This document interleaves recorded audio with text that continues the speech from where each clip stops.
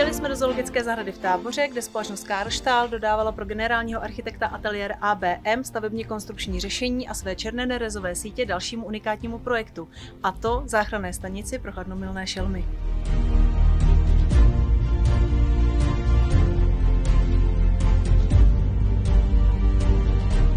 Otevření záchranného centra pro chladnomilné šelmy je skutečně velkou událostí, protože podobné centrum v současné době v republice chybí.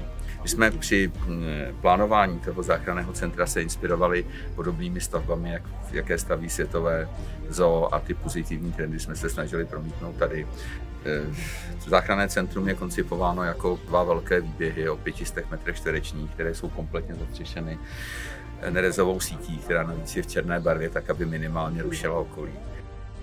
V této zakázce jsme se vlastně dostali po kontaktu od generálního architekta, který zpracovával studii a v rámci studie potřeboval pomoc se stavebně konstrukční částí, respektive s návrhem konstrukce voliéry. Pro výpočet vlastně zoologické zahrady v Táboře jsme použili programy společnosti Dlubal, respektive Airfem a jeho addony pro ocelové konstrukce, forefinding a betonové konstrukce pro základy.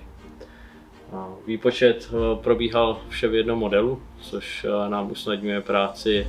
Nemusíme přeskakovat z jednoho softwaru do druhého. Průběh výstavby započal v září roku 2023 a stavba byla předána v květnu roku 2024. Byl to velice hladký průběh stavby, bez jakýchkoliv velkých komplikací, jak během výstavby, tak i v průběhu projektování.